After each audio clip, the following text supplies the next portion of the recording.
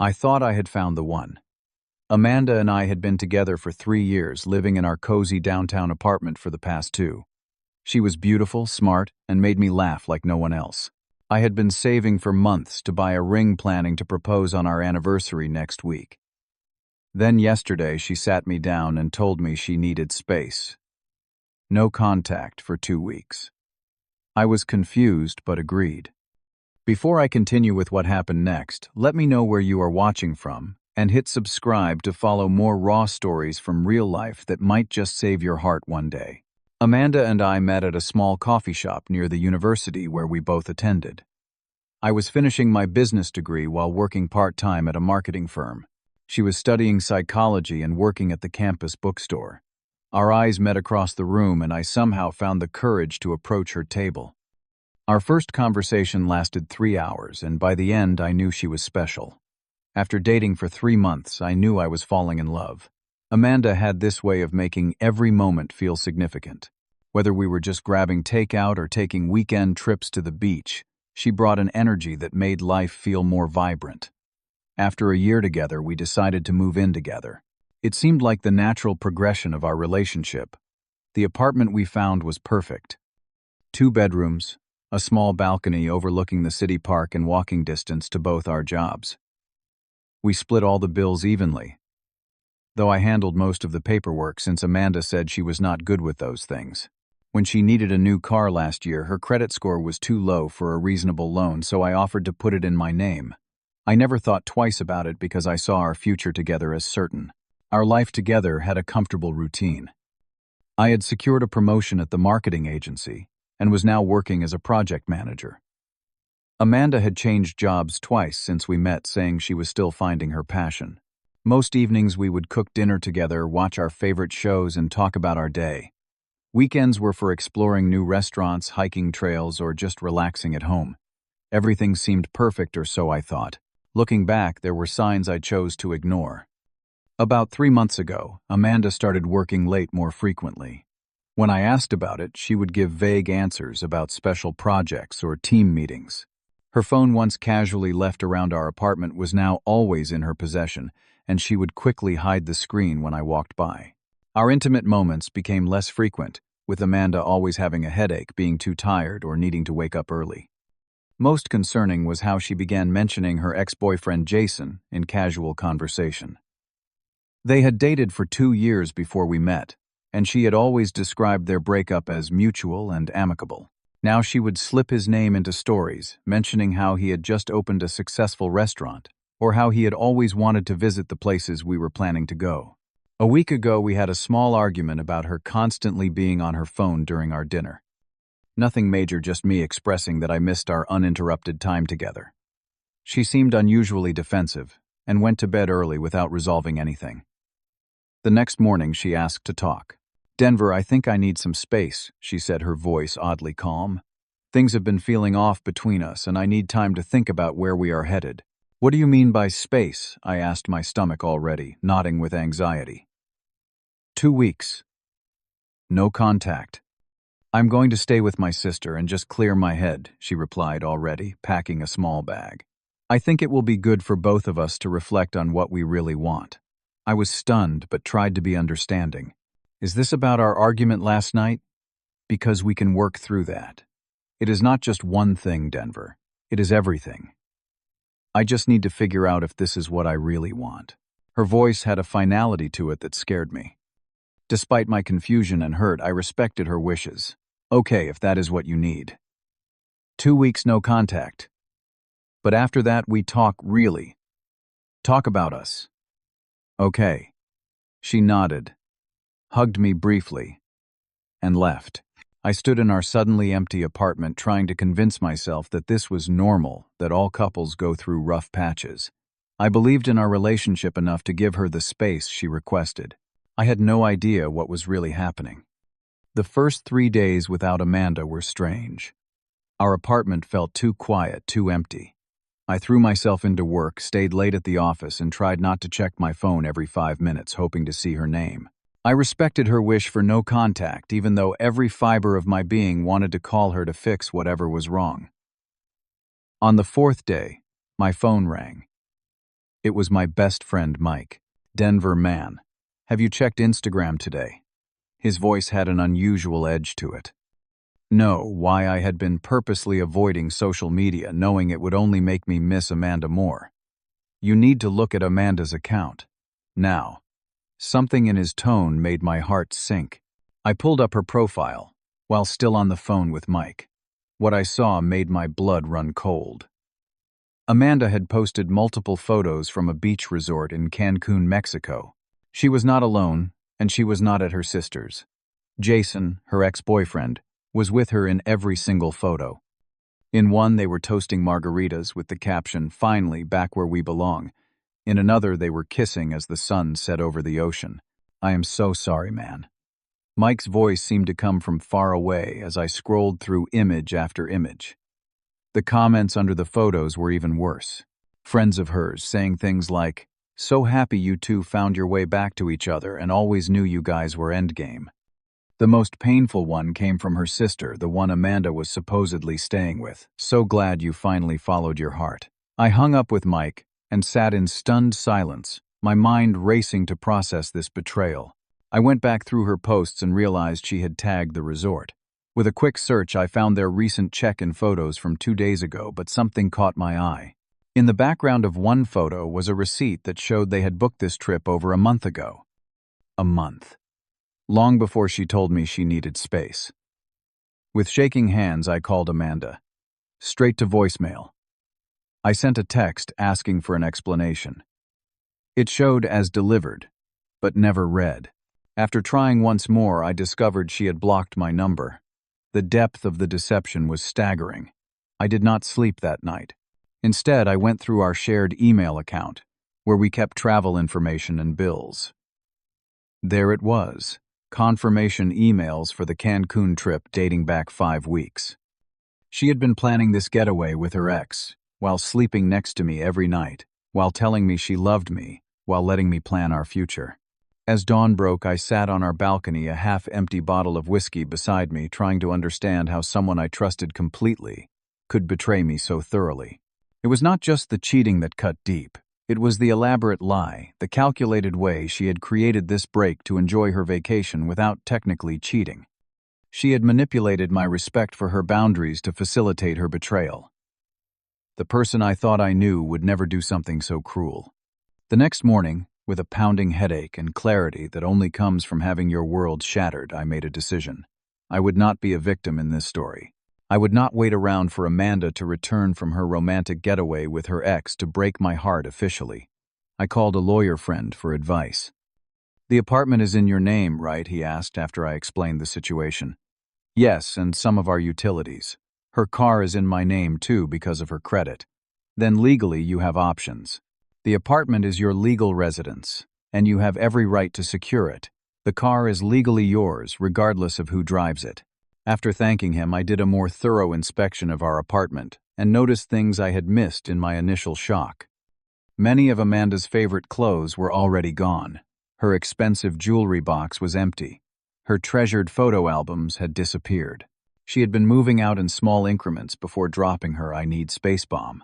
Our shared checking account, which we used for rent and utilities, was nearly empty. Checking the transaction history, I saw she had withdrawn $800 3 days before leaving. Money we had been saving for an upcoming trip. My trip on my birthday that she had apparently never planned to take. That afternoon, I made several decisions that would change everything. First, I called a locksmith and had all the locks changed on our apartment. Since my name was the only one on the lease, this was perfectly legal. Next, I contacted the car dealership where we had purchased Amanda's car a year ago. "I am interested in selling a car back to you," I told the sales manager. "It is a 2023 Honda Civic, excellent condition, only 12,000 miles on it." After negotiating a fair price, I drove Amanda's car to the dealership and handed over the keys and title. The car was in my name, the payments came from my account, and legally it was mine to sell. I used part of the money to pay off the remaining loan and deposited the rest into my personal account. Back at the apartment, I methodically gathered Amanda's remaining belongings and packed them into cardboard boxes. Clothes, makeup books, everything that was undeniably hers. I was careful and respectful, not damaging anything out of spite, though a darker part of me wanted to. I removed Amanda from our Netflix account changed the Wi-Fi password, and called all the utility companies to remove her name from the accounts. I contacted our landlord to inform him that Amanda would no longer be living in the apartment, though she had never been on the lease. As I worked, I felt conflicting emotions. Part of me felt guilty, wondering if I was overreacting. But the larger part of me, the part that had seen those photos and read those comments, knew I was simply protecting myself from further manipulation and pain. That evening, Mike came over with pizza and beer. "You did the right thing," he assured me after I explained everything I had done. "She lied to you, planned this behind your back, and was probably going to come back only long enough to collect the rest of her stuff. You just beat her to it." Other friends called too, some who had seen the photos, and were as shocked as I was. "You deserve better," they all said in different ways. One friend admitted she had heard rumors about Amanda reconnecting with Jason, but had not wanted to say anything without proof. The betrayal, it seemed, had many layers. As I went to bed that night, in the same bed we had shared for 2 years, I felt a strange sense of peace beneath the pain. I had taken control of a situation where I had initially felt powerless. I was not going to let Amanda's betrayal define me or leave me scrambling when she returned. The next morning, I received a notification on my phone. Amanda had posted a new photo from Cancun with the caption, "Last day in paradise," before heading back to reality. Some surprising changes coming soon. She had no idea just how surprising those changes would be. 10 days after Amanda had asked for space, exactly when her vacation with Jason was scheduled to end, my doorbell rang frantically at 7 in the morning. I had been awake already, preparing for this moment. Through the peephole, I saw Amanda looking tanned and confused repeatedly, trying her key in the lock. My phone started ringing. It was her. I took a deep breath and answered. "Denver. My key is not working." "Did something happen to the lock?" Her voice was more annoyed than concerned. "Yes, I had the locks changed," I replied calmly. There was a long pause. "What? Why would you do that? Let me in. I just got back from my sister's and I am tired." "You were not at your sister's, Amanda. You were in Cancun with Jason. I saw all the photos." Another long pause. Then her voice changed completely. "You had no right to change the locks. This is my home too. Actually, I had every legal right. My name is on the lease, not yours. But I have packed your things. I can bring them down to you." "Fine," she snapped. "And I will need to get my car from the garage." Now it was my turn to pause. "Your car is not there anymore." "What are you talking about? Where is my car?" Her voice rose in panic. "I sold it back to the dealership last week. It was in my name, and I was making the payments." "You did what?" she screamed so loudly, I had to hold the phone away from my ear. "You cannot do that. That was my car. Legally, it was my car," I corrected her. "Just like this is legally my apartment." 20 minutes later, Amanda returned with Jason. I met them in the hallway outside my apartment with several boxes of her belongings. Her face was a mask of fury while Jason stood awkwardly behind her, clearly not prepared for this confrontation. "This is insane," Denver, Amanda hissed. "You cannot just throw me out and sell my car because you are jealous." "This has nothing to do with jealousy," I replied, maintaining my composure. "You lied to me. You said you needed space and were staying with your sister, but you had planned a romantic vacation with your ex a month in advance. You withdrew money from our shared account. You had already been moving your things out bit by bit. I simply finished what you started. We were going to talk when I got back," she protested, though her eyes could not meet mine. "Talk about what, Amanda? How to divide our belongings? Or were you going to make up some story about finding clarity during your time alone, and then break up with me? Or maybe you were planning to keep us both coming back to me until you and Jason figured out your living situation." Jason shifted uncomfortably behind her. Apparently, their reunion plans had not included these practical details. "You had no right to sell my car," she repeated, her voice breaking slightly. "The car that was in my name, the car that I made every payment on for the past year. I checked with a lawyer before doing anything. Everything I did was legal." At this point, our neighbor Thomas opened his door, clearly having heard the commotion. "Everything okay out here, Denver?" he asked, eyeing Amanda and Jason suspiciously. "Everything is fine, Thomas, thank you." Amanda was just collecting her things. Amanda tried a different approach, her voice suddenly softer. "Denver, please, can we just talk about this? Alone I made a mistake, but selling my car is going too far. I could see the manipulation in her eyes, the same look she had given me when asking for space. There is nothing to talk about. Your things are in these boxes. Anything missing can be arranged through email. Jason finally spoke up. Look, man, you do not need to be like this. Just give her the car back and we will leave. I turned to him. The car has been sold. The loan has been paid off. That chapter is closed. The building security guard had now appeared, alerted by Thomas. Is there a problem here? Amanda looked from the security guard to me, realizing she was losing control of the situation. This is not over, she threatened quietly. Actually, it is, I replied. Good luck to both of you. As they gathered her boxes and walked away, Amanda turned back once more. You will regret this, Denver. I was going to be fair about everything. I simply closed my door, leaned against it, and finally let the tears come. Not tears of sadness, but of release. It was over. I had protected myself from further manipulation and pain, but the cost had been high. The future I had imagined was gone, replaced by an uncertain new beginning. The weeks following Amanda's return were difficult. Our shared friends took sides. Some understood my actions, while others called me petty and vindictive. I received angry texts from Amanda's family accusing me of leaving her stranded without transportation. I blocked numbers, deleted social media apps, and focused on rebuilding my life. The empty spaces in my apartment where Amanda's things had been seemed to mock me at first.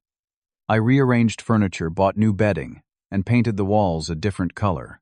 Slowly, the place began to feel like mine alone, a fresh start, rather than a reminder of betrayal. At work, I channeled my pain into productivity. My boss noticed my increased focus and offered me a project managing our biggest client's rebranding campaign. The responsibility kept my mind occupied during the day, while evenings were the hardest to fill. Mike and a few loyal friends made sure I was never alone for too long. They invited me to dinners, basketball games, and weekend hiking trips. On one such hike 3 months after Amanda's departure, Mike finally asked the question everyone had been dancing around. Do you regret any of it, changing the lock, selling the car? I paused at the top of the trail, looking out over the valley below. I regret trusting someone who did not deserve it. I regret missing the signs, but protecting myself when I discovered the truth. No, I do not regret that. Gradually, I built new routines. I joined a community basketball league that played twice a week. I volunteered at a local shelter walking dogs on Saturday mornings. I took a cooking class and learned to make meals I had always wanted to try. Each new activity helped fill the void Amanda had left and connected me with people who knew nothing of my past pain. I also sought out a support group for people who had experienced similar betrayals. Hearing others' stories helped me realize that my feelings were normal, that the anger and hurt would not last forever, and that I was not alone in my experience. 6 months after our breakup, I ran into Amanda at a mutual friend's birthday party. I had known she might be there, but decided to attend anyway, refusing to let her presence dictate my social life any longer. She looked different, her hair shorter, her smile not reaching her eyes when she saw me. Later in the evening, she approached me as I stood alone on the balcony. You look good, Denver, she said, her voice tentative. Thank you. You too, I replied, meaning it despite everything. I wanted to say I am sorry for how everything happened. You deserved better. Her apology seemed genuine, but I had learned to be wary of her sincerity. Yes, I did, I agreed simply. She shifted uncomfortably. Jason and I. It did not work out. I realized I had made a huge mistake. I could see where the conversation was heading and gently redirected it. Amanda, I have forgiven you not for your sake, but for mine. I could not move forward while holding on to that anger. But forgiveness does not mean I want to revisit the past. She nodded, looking disappointed, but not surprised. I understand. I just wanted you to know. I regret hurting you. As she walked away, I realized I felt nothing but a distant compassion for her. The love, the anger, the bitter resentment had all faded, leaving only the wisdom gained from the experience. Today, nearly a year later, my life is unrecognizable from what it was. I received another promotion at work, bought my own condo instead of renting, and have even started dating again, though cautiously and with clearer boundaries. The pain that once felt unbearable has become just another chapter in my story, one that taught me valuable lessons about self-respect, recognizing red flags, and the courage to stand up for myself. I learned to watch for warning signs in relationships, sudden changes in behavior, increased secrecy, emotional distance, and inconsistencies between words and actions. I discovered the importance of trusting my instincts when something feels wrong instead of making excuses for someone else's behavior. Most importantly, I learned that respecting yourself is just as important as respecting others. When Amanda asked for space, I gave it to her, honoring her request. But when I discovered her deception, I respected myself enough not to accept being someone's backup plan or doormat. If you have ever been betrayed by someone you trusted, completely know that the pain will not define you forever. The journey through that pain is different for everyone, but on the other side lies growth, wisdom, and the opportunity to build something better, something true. Sometimes the space that someone asks for becomes the very thing that allows you to find yourself again. Have you ever had to make a difficult decision to protect yourself in a relationship? Share your experience in the comments below. If this story resonated with you, please hit the like button and subscribe to hear more real-life stories of growth through adversity. Thank you for listening to my journey. And remember, your self-respect is never something you should compromise.